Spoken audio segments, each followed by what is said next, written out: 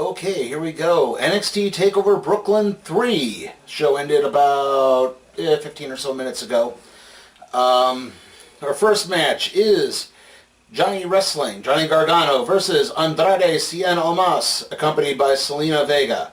Oh, actually, that wasn't the match. There was actually a performance by Code Orange, who did the theme song for the show, and they also do Aleister Black's theme.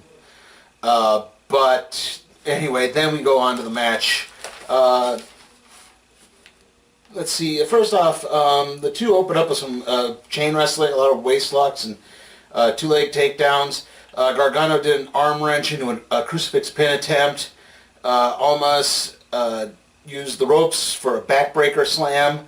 Almost did a trachilo into a top rope triangle.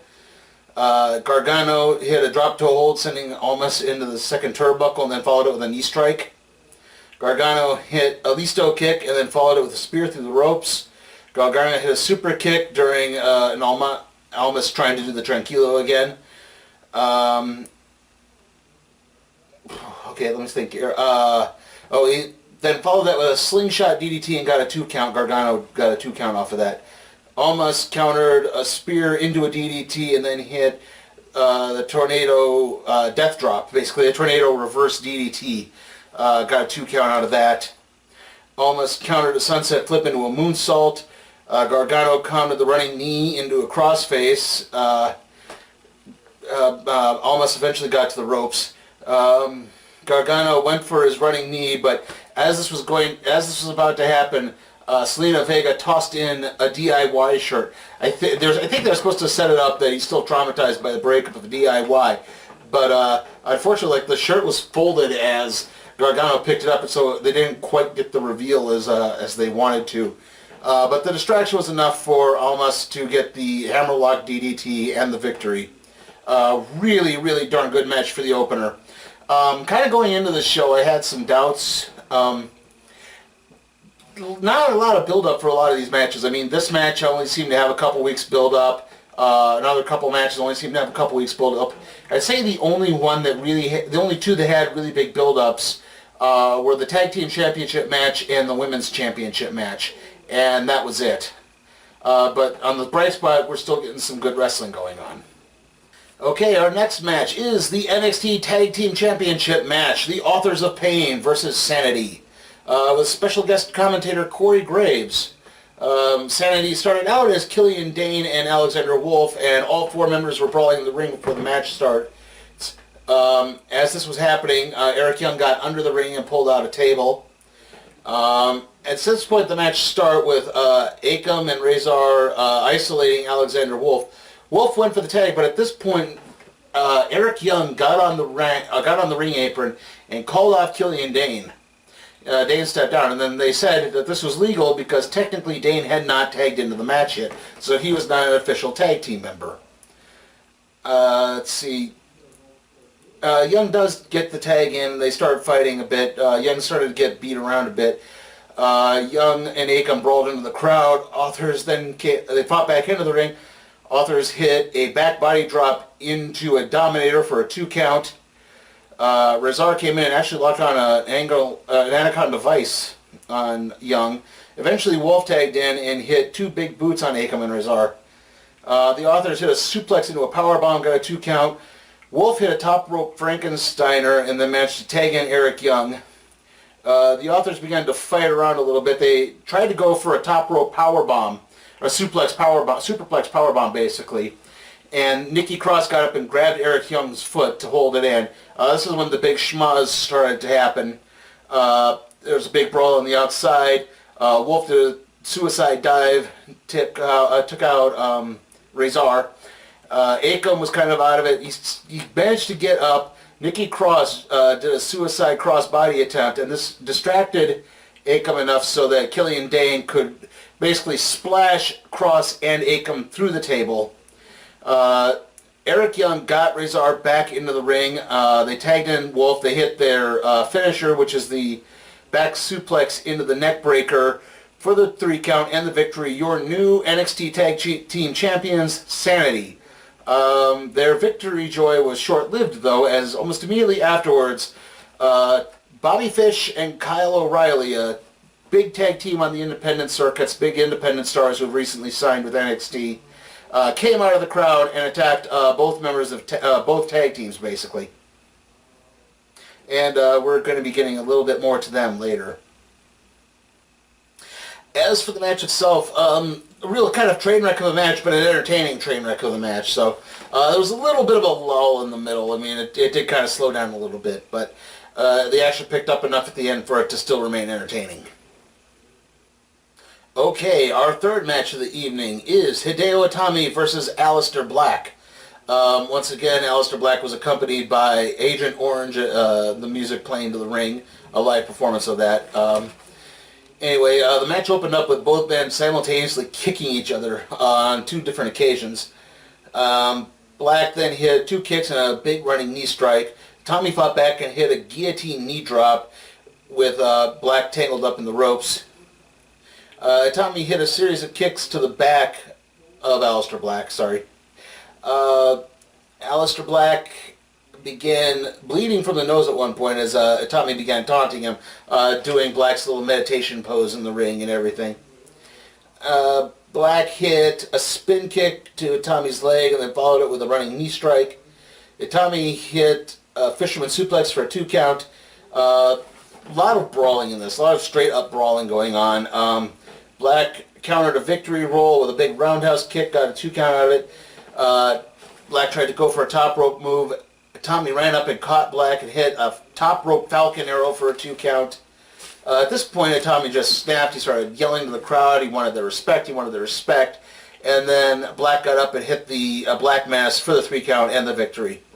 Also, the guest commentator for this match was Jim Ross. Really good straight-up brawling going on this. Pretty fast-paced, no real lulls in it. Not surprised that Aleister Black won. It looks like Tommy's probably on his way out of NXT and probably WWE altogether, unless they maybe promote him up to the Cruiserweight division. But right now I just don't see that happening. Okay, our next match is the NXT Women's Championship match. Asuka versus Ember Moon. Right off the bat, Moon hit a single leg drop kick on Asuka right after the bell rung.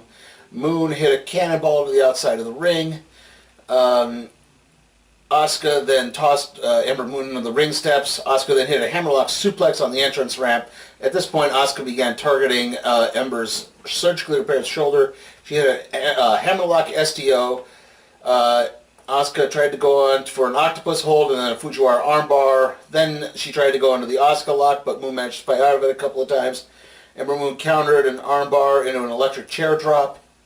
Asuka then hit a German suplex with sending Moon into the bottom turnbuckle. Asuka went for the Asuka lock again, but Moon fought out of it a couple more times. Moon hit a tornado suplex for a 2 count.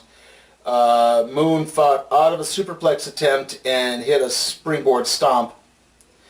Moon then managed to get up to the top rope and hit the Eclipse on Asuka. The ref counted 1, 2, and Asuka kicked out. And Ember just kind of started to lose it. Again, at this point, another running theme with this is near falls resulting in much frustration. Ember went up for a second one, but Asuka pulled the ref in front of her, and causing Ember to jump over the ref into a crossbody. Asuka rolled through, got a pin attempt, was using the tights for was pulling Ember's tights for leverage, but the ref spotted it and refused to count 3. So they fought out of it again. Moon hit a super kick and got a 2 count. At this point, Asuka tried to go for a cross arm breaker. Ember Moon countered that into a pin attempt, but then Asuka countered that pin attempt into an Asuka lock, and Ember Moon eventually tapped out. You know, this was a good match, so I'm not going to poo-poo it too much. I got to complain about something, though. I'm getting a little tired of the Asuka undefeated streak. I thought they were building up for this to end at NXT TakeOver Brooklyn. It should have ended. They brought in Ember Moon's family and they had her lose. That doesn't make a lick of sense. You were building towards Asuka finally losing. And right now, what, am I supposed to believe that Ember Moon's going to get a 3rd shot at the Women's Championship? That just doesn't make sense now. She's lost twice. There's no point for a 3rd match in this. And now, our final match of the evening, the main event, the NXT World Championship match, Bobby Roode versus Drew McIntyre. Right off the bat, McIntyre hit a standing shoulder block, which sent Roode rolling out of the ring. Roode went for a glorious DDT, but McIntyre managed to fight out of it. McIntyre countered a Roode corner move with a kick to the face. Basically, where one wrestler runs into the corner and then uses kind of the ropes as a jumping point to go over the other wrestler. In this case, McIntyre scouted that move and stopped, and as Roode, instead of going over him, he just kicked him. Let's see. Roode tossed... they fought to the outside. Roode tried to shove McIntyre into the ring post, but McIntyre blocked it. McIntyre came back with a tilt-a-roll slam on the ring apron. Roode hit a neck breaker through the ropes. Roode hit a blockbuster off of the ring apron. Roode hit a missile dropkick for a 2 count. McIntyre countered a lariat attempt into a belly-to-belly suplex. McIntyre then hit a flying chop. McIntyre then hit the Celtic Cross for a 2 count. McIntyre then threw Roode from the top rope. Roode hit a blockbuster and got a 2 count. McIntyre came back and hit the Future Shock DDT for a 2 count.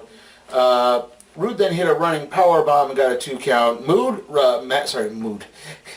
McIntyre hit a Claymore, but Roode was too close to the ropes. He managed to get a hand on it.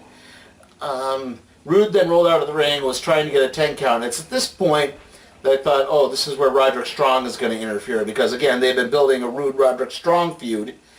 But nope, that didn't happen. Instead, McIntyre hit a suicide dive, went to the outside. McIntyre, the two fought back into the ring. McIntyre went for a second Claymore, but Roode countered that into a spine buster.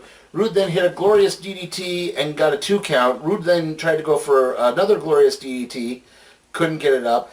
McIntyre fought on it. McIntyre hit a second Claymore, got the 3 count and the victory. Your new NXT World Champion, Drew McIntyre. Again, this was a really good match. I do have some qualms. Like I said, really they didn't build to this match very well. They built Bobby Roode versus Roderick Strong, and then they didn't do Bobby Roode versus Roderick Strong. Again, they seem to build that Roderick Strong is going to interfere. Roderick Strong doesn't interfere. So there was a little bit lacking in this match. There were some lulls into the middle of it, but overall, this was a pretty darn good match. However, I'll also point out immediately afterwards, Bobby Fish and Kyle O'Reilly came out again and began staring down McIntyre, and then Adam Cole hopped out of the crowd and super kicked McIntyre, and then as the show ended, the 3 men stood triumphantly over Drew McIntyre and held the NXT Championship. Kind of a surprise ending again. I mean, I guess we're not going to get the Bobby Roode-Drew McIntyre rematch either. Also, I'm a little wary of this because they did this last time too, where they ran the copyright chyron in the corner of the screen. I thought the show was starting to get over, and then they do this thing attack again. It was novel the first time. It was pretty good the second time. I mean, not real shocked that Adam Cole was signed to NXT. He was going to be debuting pretty soon. The fans were looking to him to possibly pop up in the crowd at Brooklyn, so that's not really a big shock. But again, if they do this, a couple months down the line at the Survivor Series show, yeah, we're going to need to start maybe dialing that back a little bit. Like, don't overdo this. Anyway, the show overall is...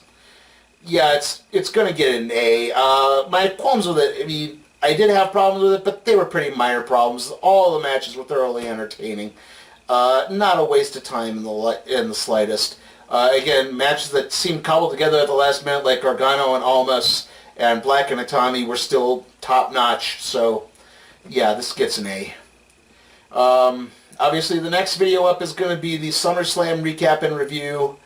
It's going to be up Monday no matter what. I don't know if I'm going to be able to watch it Sunday or if I'm going to have to watch it Monday morning. See you all then.